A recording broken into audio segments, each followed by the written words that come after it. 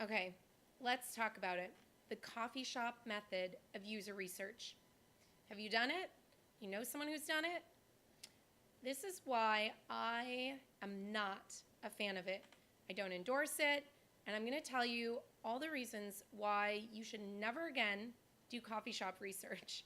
So, a little bit more about me before we get started. I am Sarah Doody, an entrepreneur and UX designer in New York City, and I really want to help people learn how to think like a designer. So, I do it through videos like this, and these episodes are filled with honest answers and insights to your questions about business design and technology. And another way I'll help people learn how to think like a designer is through my weekly UX newsletter called theuxnotebook.com. Every Friday, totally free, tons of great content in there for you. So let's get right to it here. We're talking about user research, and you no doubt have been asked, can't we just go to a coffee shop and talk to people? I have been at startups where the founder basically mandated that we go to coffee shops and print out designs and ask people what they thought. Now, I want to address this topic, which I'm quite passionate about. So let's get started. So why should you not do coffee shop research? So first of all, when you go to a coffee shop, who's there? Strangers. You don't know who they are. You don't know if they're your potential customer. You don't know anything about them other than that they like coffee. So unless you're researching something to do with coffee, don't do coffee shop research because you don't know who these people are. Great researchers take time to curate who they talk to so that they screen and ensure they're talking to the right people. They make sure they're the right age. They have the right proficiency of technology. They are interested in whatever this product or service is about. That they have the right criteria of hopefully our intended user for our product or service. So when you just wander into a coffee shop and poke someone on the shoulder and try and bribe them with a gift card, you don't know who they are. So you're lacking that context of those people. The second problem is that in a coffee shop, even if someone does say yes, here's the problem.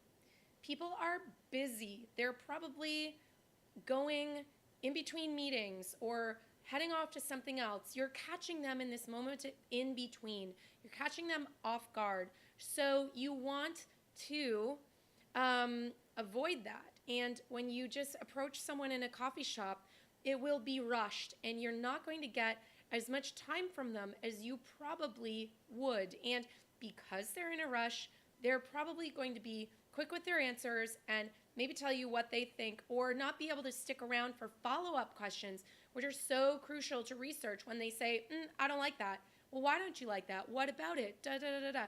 You miss that conversation. And I guess the research is what I'm trying to say. The research almost becomes transactional. It's not a conversation. It's like this transactional thing that happens. So another problem with the research.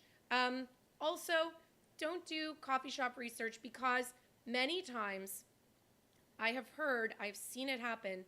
People print out designs, print out wireframes, take them over to a coffee shop, put them on a table and say, what do you think about this? The problem is that it's not in the context of how someone would experience it in real life. When you print out a design, it's different than if someone sees it on a screen. Not to mention color, readability, things like that. It's just a printout. It's a completely different experience. So don't try and run someone through your homepage or your checkout process by flipping through a paper PDF. It's a very, very bad idea. Don't ever do that. So those are the reasons why you shouldn't do the coffee shop research. Now, I know that there's so many articles and opinions out there that say, this is a good way, this is quick, it's cheap, it's fast, it's good for startups, it's better than doing no research. So if you're still gonna go do it, here's some tips you should consider.